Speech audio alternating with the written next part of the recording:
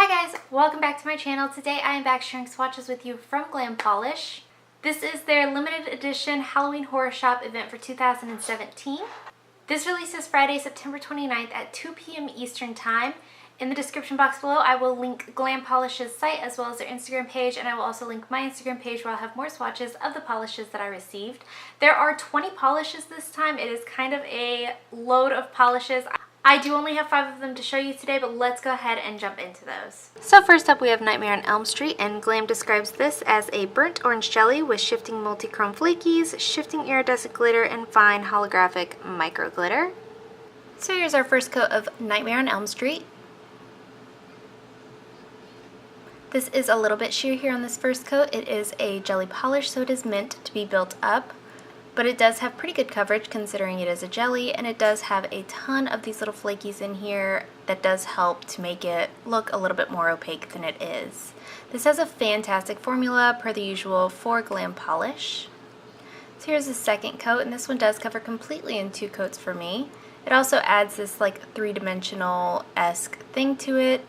This looks beautiful with a matte top coat. It does dry a little bit dull, so you will want a glossy top coat. It is also just the slightest bit textured, and it's not going to be hard to remove as it'll stick to your nails, but it does make quite a mess. So there's 2 coats. Up next we have Zombie Apocalypse, and this is described as a slime green, intense holographic with ultra hollow glitter. So here's our first coat of Zombie Apocalypse. This has phenomenal coverage on the first coat for such a light color. It also has a perfect formula. You can't really expect a whole lot else from Glam. They do have one of my favorite formulas, my favorite brushes. They are just all around a really great brand for me. So here is that second coat, and this one does cover completely in 2 coats for me. This one also dries a lot more holographic than it applies. And there are micro glitters in here that will stick to your nails just a little bit, so either a peel off base coat or a little bit of elbow grease to get this off. So there is 2 coats. Next up we have Dreamcatcher, and this is described as a dark teal jelly with iridescent flakies and strong shimmer. So here's our first coat of Dreamcatcher.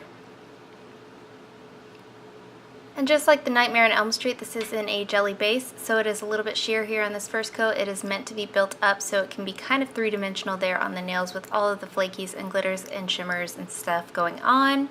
This has a phenomenal formula, easy to use, easy to work with. This blue didn't stain me either, and I never wear base coat while I swatch, so thumbs up there.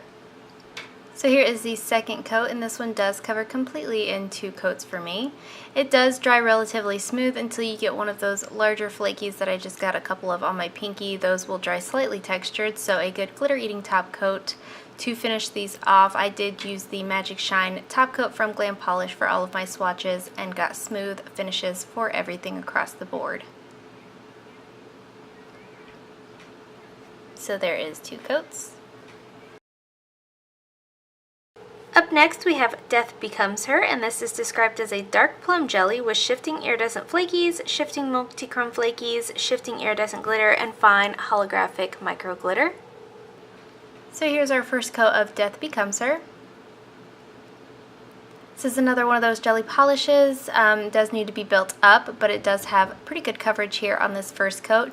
You get a ton of flakies out, and I forgot to mention, but with none of these you have to do, okay, that sounds weird, but you don't have to do any like holding your bottle upside down, shaking, anything like that, fishing for any of these.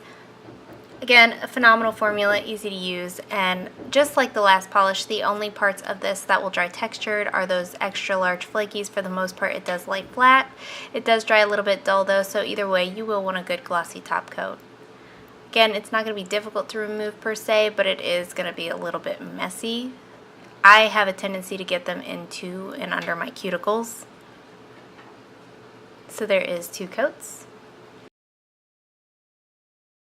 And lastly we have Jeepers Creepers, and this is described as a holographic glitter bomb with ultra hollow glitter and multiple shades of colored micro glitter.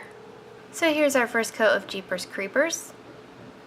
This has pretty good coverage here on this first coat considering it is just in kind of like a clear holographic base. I wouldn't recommend this one as the topper. I feel like it is too dense. You won't be able to level it out super easily, but it does build up really, really nicely on its own. So here's the second coat, and this one does cover completely in 2 coats for me. There are a ton of micro glitters in here, so this one was a little bit of a pain in the rumpus to remove, but it is totally worth it. If that bothers you, a peel off base coat is accessible. Again, a phenomenal formula here, just so easy to work with, easy to use, and you do get a ton of these colorful glitters out with each little stroke here. So there is 2 coats. Choosing favorites from Glam is so hard for me, but I really, really enjoyed Nightmare on Elm Street, and I also really, really enjoyed Zombie Apocalypse. Just so gorgeous. I don't know, Jeepers Creepers is really pretty too though. And that is it. Let me know in the comments below what you guys thought of the polishes I received. Let me know if you've seen the other ones and what you think of those, what your favorite is just from like everybody's swatches, and see what you guys think. Let me know if you plan on picking any of them up. Give this video a thumbs up if you liked it, subscribe if you want to see more from me, and I'll talk to you again next time.